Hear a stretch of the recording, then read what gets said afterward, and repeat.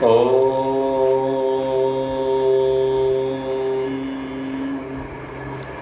सर्वे भवन्तु सुखिनः, सर्वे सन्तु निरामयाः, सर्वे भद्राणि पश्यन्तु मा कश्चित् दुःखभाग् भवेत्। ॐ शान्ति शान्ति शान्तिः।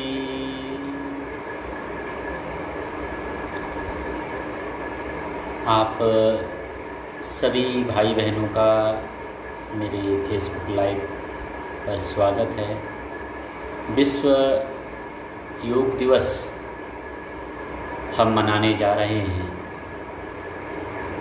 और योग का सप्ताह है।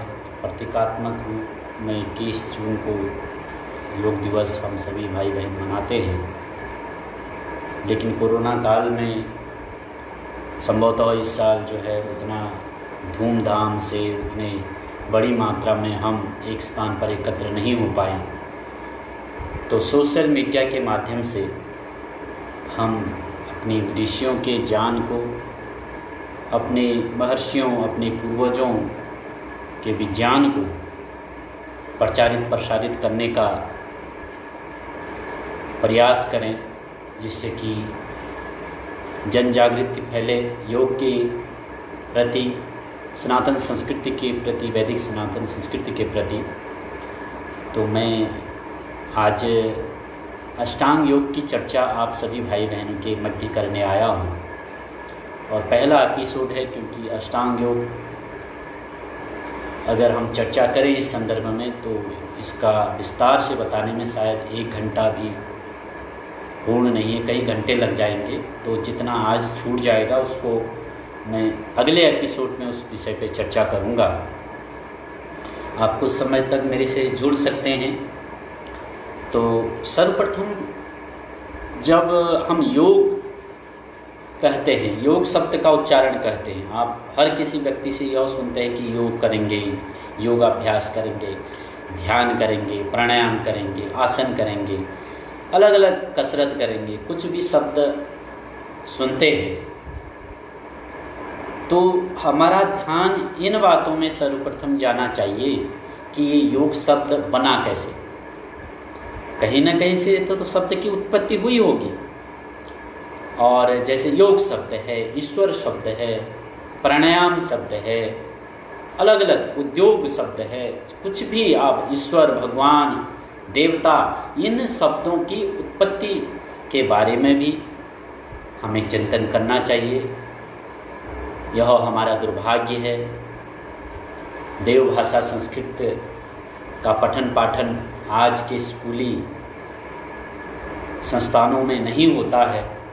ये हमारे भारत का दुर्भाग्य है, क्योंकि विश्व की प्रथम भाषा से कहीं न कहीं हम विमुख होते चले गए और हमें भी पता नहीं रहता। समाज में शायद काफ़ी भाई बहनों को, आपको भी पता नहीं होगा कि ये योग शब्द है क्या।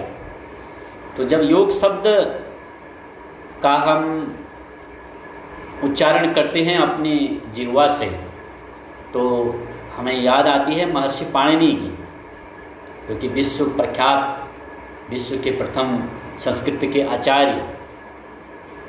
वर्तमान कालखंड में हम महर्षि पाणिनि को पढ़ते हैं। तो महर्षि पाणिनि जो अष्टाध्यायी है, जो उनके द्वारा कृत जो शास्त्र हैं, प्रथमावृत्ति है, महाभाष्य है, उन शास्त्रों का जब हम अध्ययन करते हैं तो ये बहुत उपयोगी जानकारी मैं आपके सम्मुख रख रहा हूँ। तो महर्षि पाणिनि द्वारा दिया गया योग शब्द आज विदेशों से आकर, पश्चिम से आकर यहाँ योगा बन गया। ये भारत का एक दुर्भाग्य है। हम भी वास्तव में आज योगा हमारे बच्चे करने लगे हैं, आज के युवा करने लगे हैं। वास्तव में वो योगा शब्द नहीं है, वो योग शब्द है। तो भारत ने जिस शब्द की उत्पत्ति की और पूरे विश्व को वह जान दिया कि यह योग पद्धति है, योग विद्या है, तो वो पश्चिम से चलकर उन्होंने उसको स्वीकार करके, हम तो बीच में ऐसा कालखंड आया योग से विमुख हो चुके थे और हमने तो सोच लिया था कि केवल गुफाओं कंदराओं में सिद्ध महापुरुष योगी जन ही योग करते हैं, या बड़े जो सेठ लोग हैं, साहूकार लोग हैं, वही योग करने वाले हैं। लेकिन आज ऐसी परिस्थिति है, फिर हमारी इंद्रियां ऐसा चिंतन करने के लिए विवश है कि योग शब्द कहाँ से बना। तो महर्षि पाणिनि अष्टाध्यायी जो ग्रामर है वहाँ से लिया गया यह योग शब्द। तो युज धातु है, आपने सुना, भर्व आपने सुना होगा। युज धातु में घें प्रत्यय जोड़ने से यह योग शब्द निर्माण होता है। प्रकृति और प्रत्यय के मिलन से किसी भी शब्द की उत्पत्ति होती है, और प्रकृति और प्रत्यय का समन्वय हो जाता है तो किसी भी शब्द की उत्पत्ति होती है। योग शब्द हो, विज्ञान शब्द हो, कोई भी शब्द, जो भी लॉजिक, जो संस्कृत साहित्य के जो शब्द हैं, तो उनमें प्रकृति और प्रत्यय के जुड़ने से चूँकि शब्द की उत्पत्ति होती है, जिसको हम अपने जीवा से बोलते हैं। और योग शब्द की उत्पत्ति के बारे में महर्षि पाणिनि कहते हैं कि युज धातु में घें प्रत्यय अगर जोड़ देते हैं तो योग शब्द बनता है।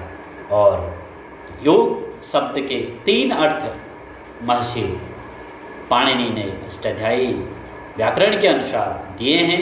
युज समाधौ, तो पहला जो शब्द बनता है युज समाधौ, मतलब यहाँ पर योग का शब्द का अर्थ हो गया जीवन का समाधान। समाधान, युज समाधौ, अर्थात जहाँ से हमें समाधान मिलता है। तो समाधान किससे मिलता है?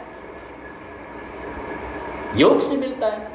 जिस चीज से हमें इस जीवन का अभ्युदय और निश्रेयस का समाधान मिलता है वह योग है।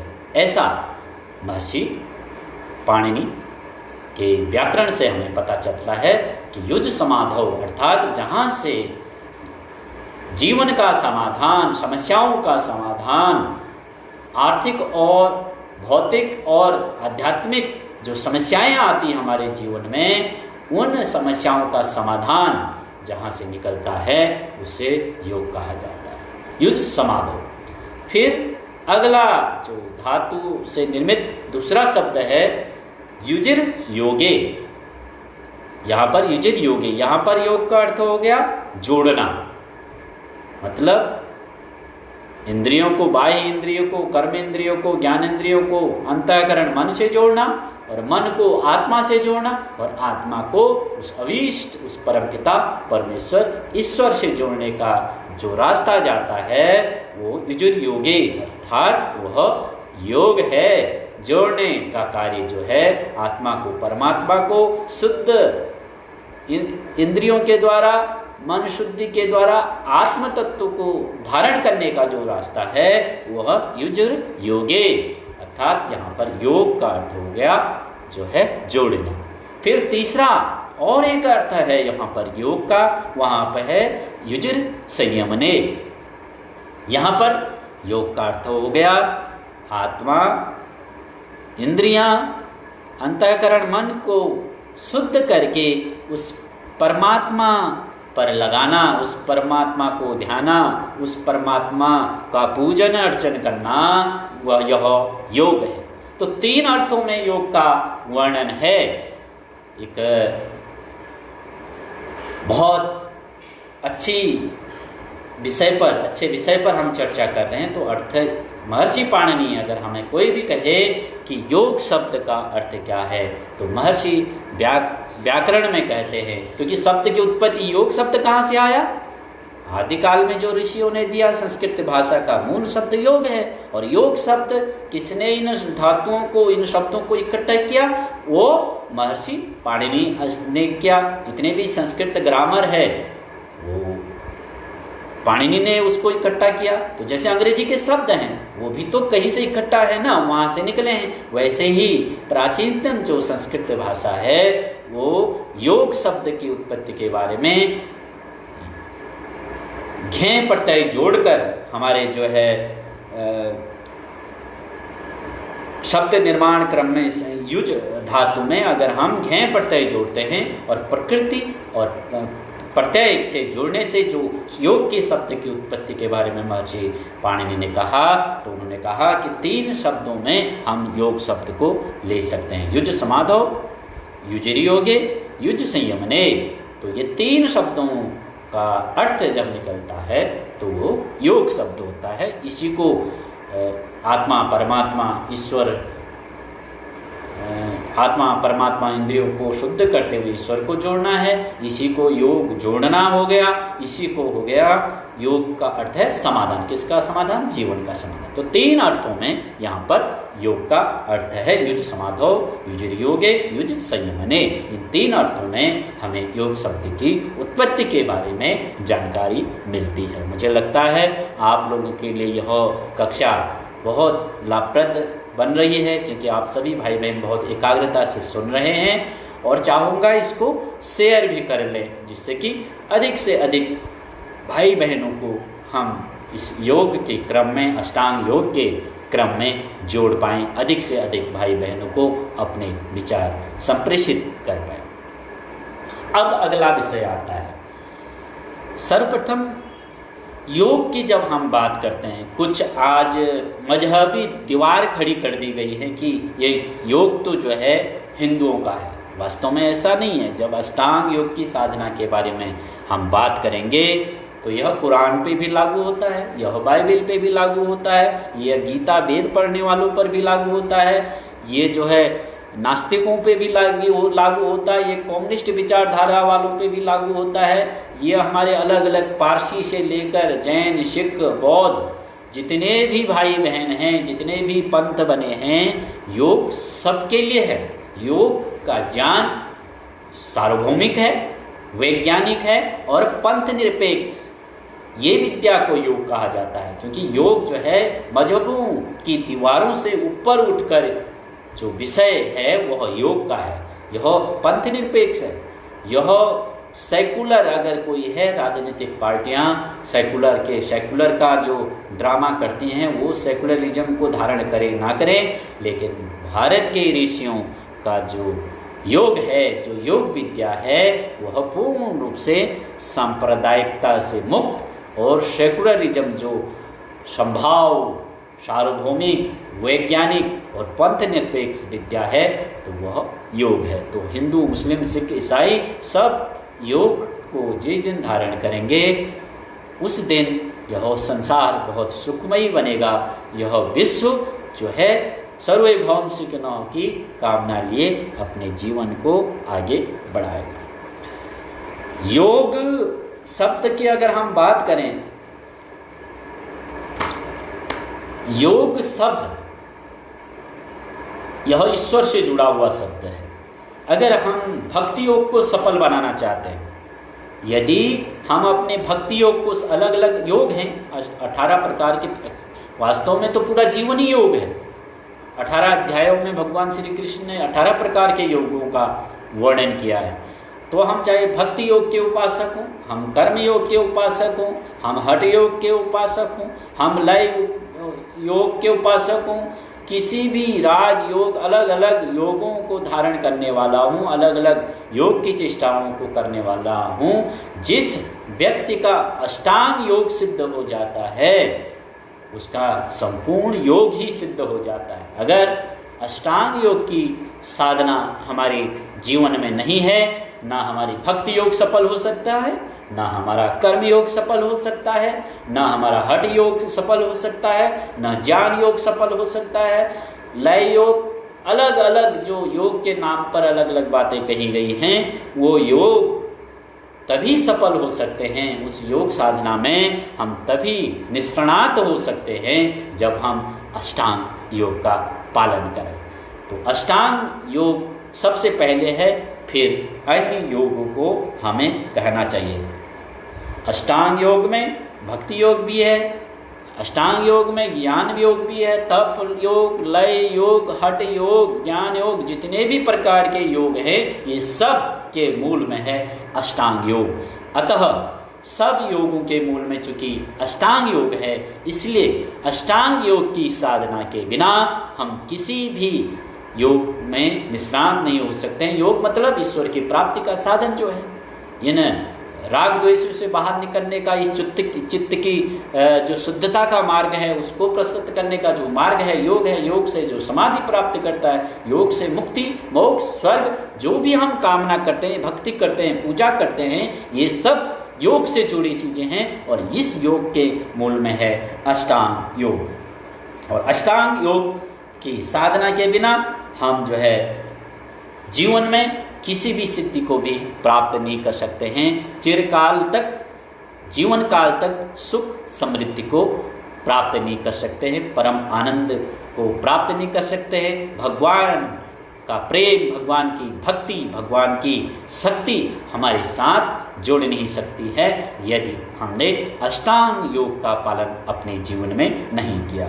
तो अष्टांग योग की साधना हमारे जीवन की जो बाह्य और मानसिक और शारीरिक अशुद्धियों की निवृत्ति के लिए, उनको क्षीण करने के लिए और ज्ञान की प्राप्ति के लिए किया जाने वाला जो कार्य है वह अष्टांग योग है। जीवन के बाहरी, सांसारिक, भौतिक और आध्यात्मिक जो अशुद्धियाँ हैं उनको दग्धबीज करने के लिए, उनको मिटाने के लिए और ज्ञान की, परम ज्ञान की अर्थात उस ईश्वर को प्राप्त करने की जो विचारधारा है, जो रास्ता है, वह अष्टांग योग कहलाता है।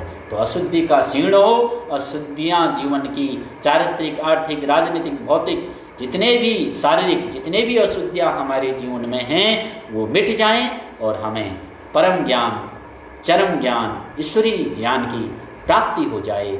यह जो विधा है वह अष्टांग योग कहलाता है। तो महर्षि पतंजलि अष्टांग योग की जब हम बात करते हैं, जिसका नाम ही अष्टांग योग मतलब अष्ट मतलब 8 अंग, जिसके 8 अंग हैं, उसका नाम अष्टांग योग महर्षि पतंजलि ने कहा है।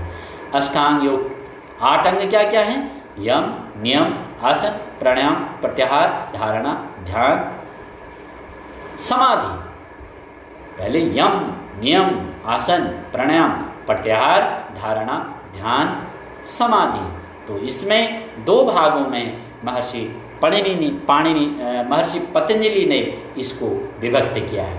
एक जो है बहिरंग योग के लिए बोला गया है, एक है अंतरंग योग। मतलब बहिरंग मतलब जो बाहर से हम प्रयास के द्वारा इस सांसारिक व्यवहार काल में जो हमें दिखता है, इस चेतन दृश्य, इस चेतन जगत में जो हमें प्रभावित करता है, इसकी साधना के द्वारा जो हमें करना चाहिए वो बहिरंग योग के साधना या साधन बताए गए हैं, जिसमें यम, नियम, आसन, प्राणायाम और प्रत्याहार, इन 5 जो साधन है ये बहिरंग योग में महर्षि पतंजलि ने कहे हैं। और जब ये बहिरंग योग की साधना हम अपने जीवन में कर जाते हैं, पूर्ण रूप से कर लेते हैं, तो हमारी अशुद्धियों की क्षीणता हो जाती है। मतलब काफ़ी जितने भी वासनाएं हैं, जितने भी हमारे अंदर चंचलता है, जितने भी वासनाएं हैं, छल है, द्वेष हैं, वो क्षीण हो जाते हैं, बहुत कम हो जाते हैं। और ऐसी स्थिति पर गुजरने पर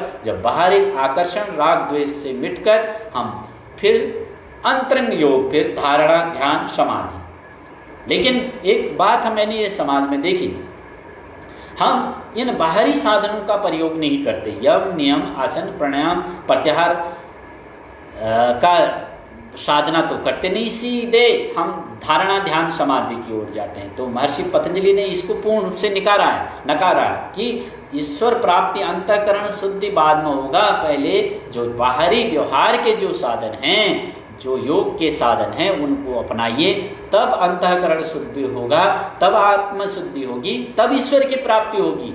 लेकिन वर्तमान कालखंड में हम इस अष्टांग योग से विमुख हो गए और भक्ति के नाम पर कुछ और ही करने लगे हैं।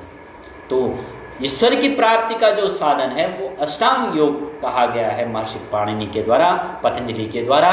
और अष्टांग योग की साधना के बाद, जैसे मैंने पहले भी कहा कि अष्टांग योग की जब हमारी सिद्धि हो जाएगी इस जीवन में, तब हमें क्या होगा? ज्ञान योग की प्राप्ति होगी, भक्ति योग की प्राप्ति होगी, तब हमें कर्मयोग की प्राप्ति होगी। नहीं तो कर्मयोग तो सब कोई करता है, कौन कर्म नहीं कर रहा है बताइए?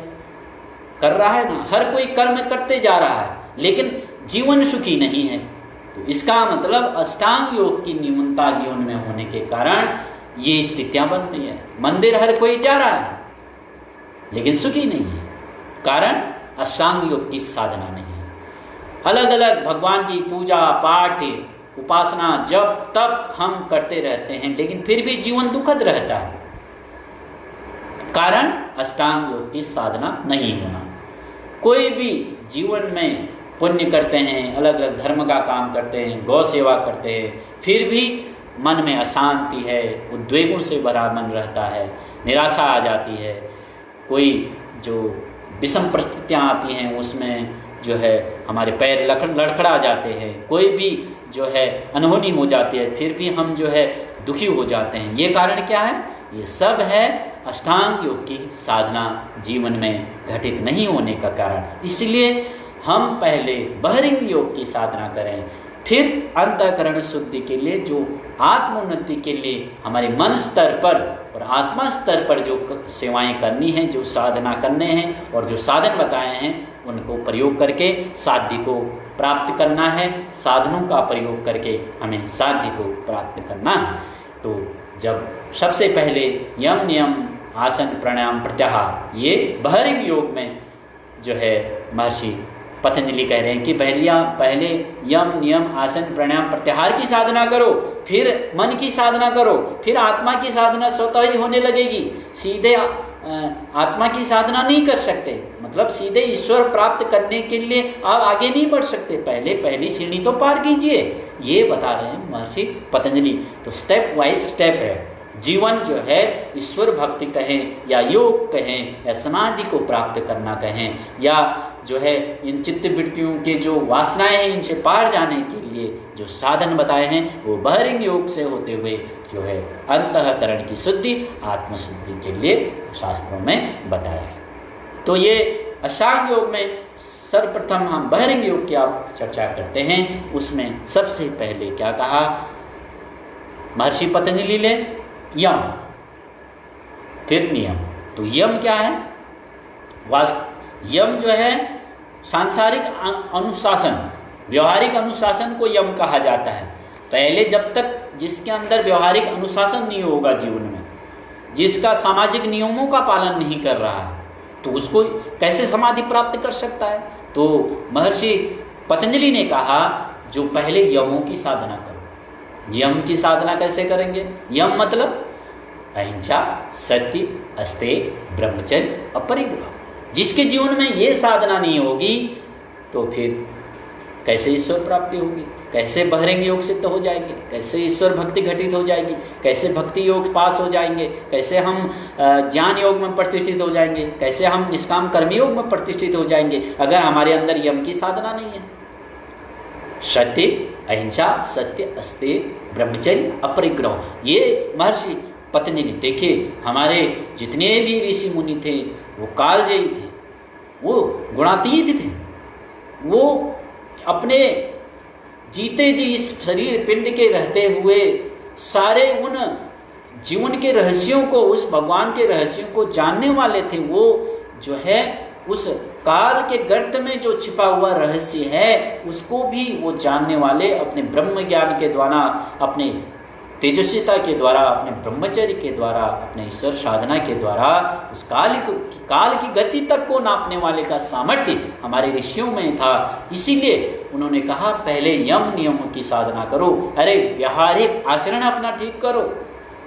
चोरी करने की आदत है, अहिंसा बोला, सत्य किया, अहिंसा, सत्य, अस्तेय, ब्रह्मचर्य, अपरिग्रह, इनकी साधना के बाद फिर हम नियम, फिर आंतरिक साधना, शरीर की शुद्धि, पहले बाहर की शुद्धि। तो अहिंसा सबसे पहले आया। तो अहिंसा किसको कहते हैं? इसमें भाष्यकार व्यास मुनि कहते हैं कि जो अहिंसा है, अहिंसा के बारे में एक तत्र अहिंसा सर्वथा सर्वदा सर्वभूतानाम अनविद्रोह, सभी जगह सभी काल में सभी प्राणियों के प्रति दया का भाव जो है वह अहिंसा है। तत्र अहिंसा सर्वथा सर्वदा सर्वभूतानाम अनिविद्रोह, जितने भी प्राणी हैं, जितने भी से संसार में जो प्राणी हैं, उनके प्रति दया का भाव जो है वह अहिंसा है। तो ईश्वर पाना है तो ये अहिंसा को धारण किए बिना तो हम पा नहीं सकते। योग की सिद्धि करनी है, योग से समाधि अगर हमें पानी है तो अहिंसा में प्रतिष्ठित हुए बिना तो हम कर नहीं सकते इस काम को। तो महर्षि पतंजलि ने कहा तो सबसे पहले जो है हम अहिंसा में प्रतिष्ठित हो जाएं। तत्र अहिंसा सर्वदा सर्वभूतानाम अनिविद्रोह। हे मानव, पहले सभी जगह, सभी काल में, सभी प्राणियों के प्रति दया का भाव तेरे जीवन में प्रतिष्ठित अगर हो जाता है तो तेरी योग की सिद्धि में एक जो रुकावट आ रही है योग की सिद्धि में, उसमें एक रुकावट खत्म हो जाएगी अगर तुम अहिंसा का स्थापना अपने जीवन में कर लेते हो तो एक वासना आपके जीवन में खत्म हो जाएगी। तो अहिंसा जैन बौद्ध दर्शन में भी आता है, अहिंसा परमो धर्मो। यहाँ पर अहिंसा को ठीक ठीक समझना जरूरी है। अच्छे कामों के लिए, शुभ कामों के लिए, अनुशासन लाने के लिए वहाँ हिंसा भी अहिंसा प्रतिष्ठित हो जाती है। अहिंसा का मतलब केवल जीवों पर दया करना नहीं है, जीवों ऊपर तो दया करना ही है, लेकिन इस संसार की रक्षा के लिए हिंसा करना भी वो जो है फिर अहिंसा में तब्दील हो जाती है। आपने महाभारत की कथा सुनी होगी ना, जब अश्वत्थामा मारा गया युद्ध में, जब भीष्म पितामह अपने जो है विराट तेजस्विता के साथ युद्ध लड़ रहे थे और पांडवों को पूरा मार रहे थे, पूरे युद्ध में कौरव जीत रहे थे, तब अश्वत्थामा मारा गया। अश्वत्थामा वो हाथी था, तो वहां पर झूठ बोला गया युधिष्ठिर के द्वारा, लेकिन वह झूठ जो था वह भी सत्य की रक्षा के लिए था। तो इसलिए अहिंसा परम धर्म तो ठीक है, जीवों पर तो दया करनी है, लेकिन अहिंसा को कहीं कहीं पर लगती है हिंसा, लेकिन होती है अहिंसा। जैसे माता पिता अपने बच्चों को अनुशासन में रखने के लिए उनकी पिटाई करते हैं तो वो हिंसा में काउंट नहीं होगी, वो भी अहिंसा है। जैसे गुरुजन अपने विद्यार्थियों को ठीक करने के लिए उनकी पिटाई करते हैं। पिटाई मतलब कुम्हार की तरह अंदर से हाथ रखते हैं, बाहर से पीटते हैं, तो वो जो है हिंसा में काउंट नहीं होगा। जैसे गुरुजन अपने शिष्यों को डांटते हैं, मैं भी योग प्रचारकों को कई बार डांटता हूँ, उनके सुधार के लिए डांटता हूँ। कुछ गलत करते हैं तो योग प्रचारकों को डंडा देता हूँ, आंखें दिखाता हूँ, लेकिन वहाँ पर गुरुजनों का व्यक्तिगत राग द्वेष नहीं होता किसी के प्रति। जैसे हमें पूज्य हमारे स्वामी जी डांटते हैं, मैं गलत करता हूँ तो ये स्वामी जी को उनके स्वामी गुरु जी डांटते हैं, गुरु जी को भगवान डांटता है, अंतःकरण प्रेरणा देता है। मैं योग प्रचारकों को जिन सेवाओं में मैं लगा हूँ वहाँ पर मैं योग प्रचारकों पर दबाव डालता हूँ, थोड़ा कठोर भाषा में भी बोलता हूँ। किसके लिए? जिससे कि वो समझें कि मेरे को ये करना है, ये नहीं करना है, ये मेरे जीवन में अनुशासन है।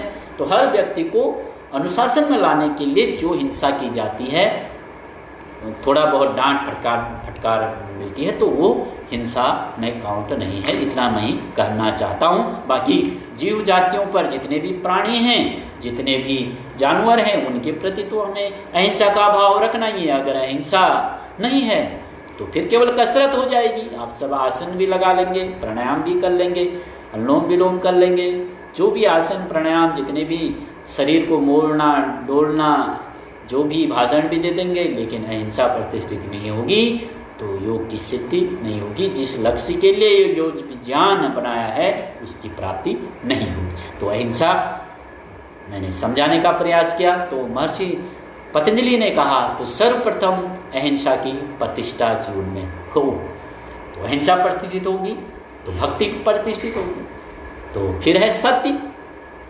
अहिंसा प्रतिष्ठित अगर हमारी हो गई तो एक सिद्धि हमने प्राप्त कर ली, एक चरण पहली सीढ़ी हमने पार कर ली, साधना की, योग की, ईश्वर प्राप्ति की, ईश्वर भक्ति की, ईश्वर को संतुष्ट करने की एक श्रेणी हमने जो है प्राप्त कर ली है। फिर सत्य आया है।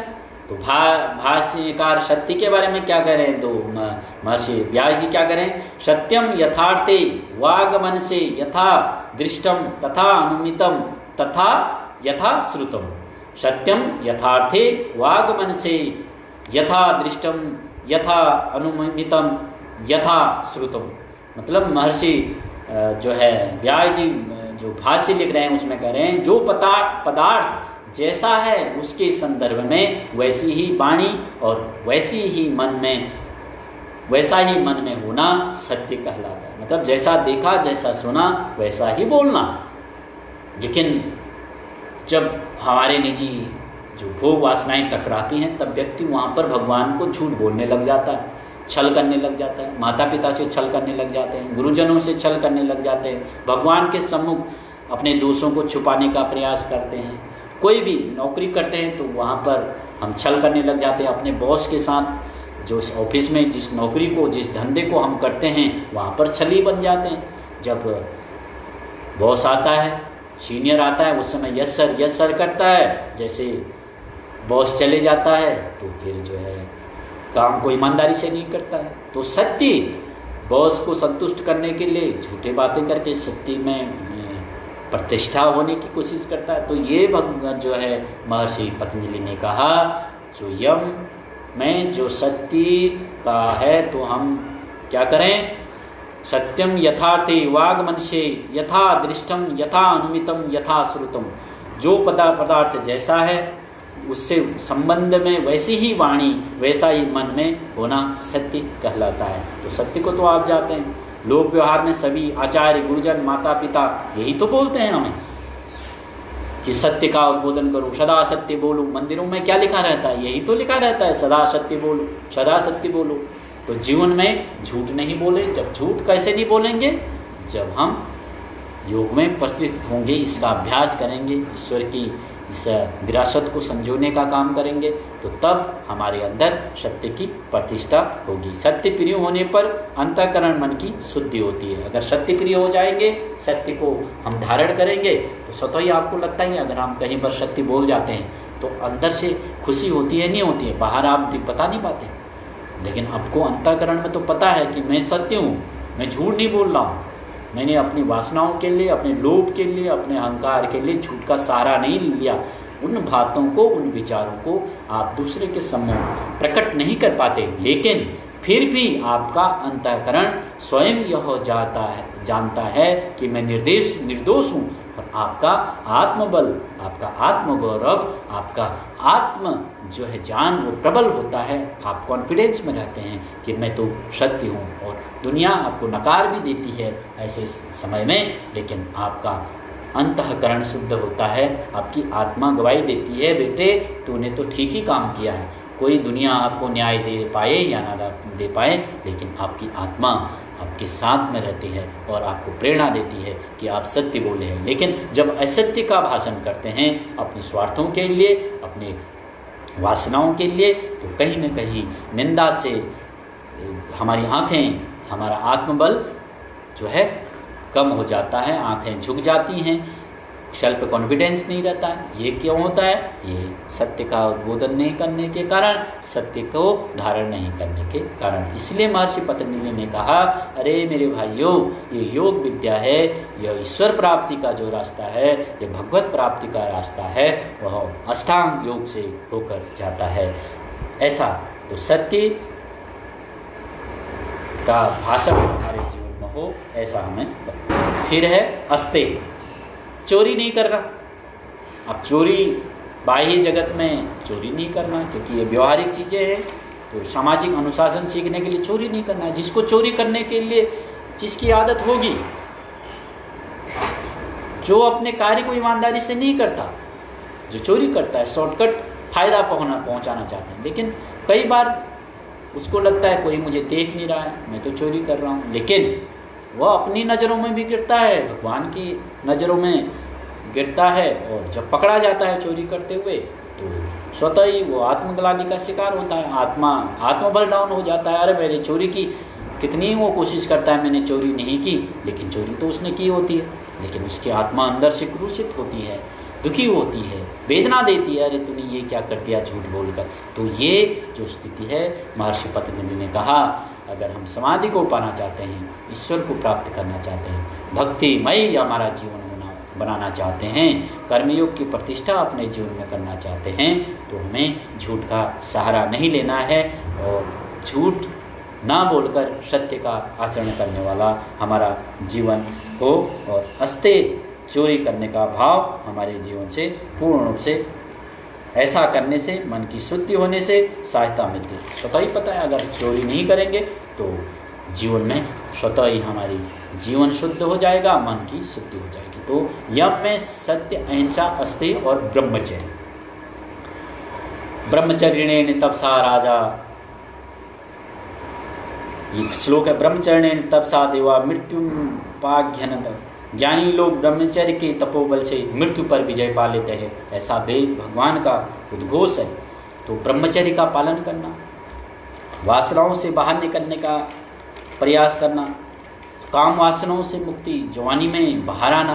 अब जिसकी काम वासनाएं प्रबल है, जीवन में जो वासनाओं में है, भोगों में लगा है और ब्रह्मचर्य का पालन नहीं करता है, आँखों की दृष्टि को शुद्ध नहीं करता, कानों के संगीत को शुद्ध नहीं कर पा रहा है, मुँह के भोजन को शुद्ध नहीं कर पा रहा है, इंद्रियों के वशीभूत होकर, इंद्रियों के प्रभाव में आकर भोगों में लिप्तता आता है और ईश्वर भक्ति कर रहा है, योग कर रहा है, पूजा कर रहा है, पाठ कर रहा है, क्या आपको लगता है कि भगवान उसको देख नहीं रहा? स्वतः ही वो आत्मग्लानि का शिकार है, स्वतः ही उसको लगता है मैं जीवन में कहीं ना कहीं अपूर्ण हो रहा हूँ, स्वयं उसका आत्मविश्वास में गिरावट आ रही है, स्वयं उसको अपना सेल्फ कॉन्फिडेंस नहीं मिल रहा है। तो इसीलिए हम ब्रह्मचर्य का पालन करते हुए इस अष्टांग योग में प्रतिष्ठित हूँ, ऐसा जो है महर्षि पतंजलि जो योग दर्शन में कह रहे हैं। तो अष्टांग योग की साधना में अंत में जो यम की जो साधना में है अपरिग्रह। तो अपरिग्रह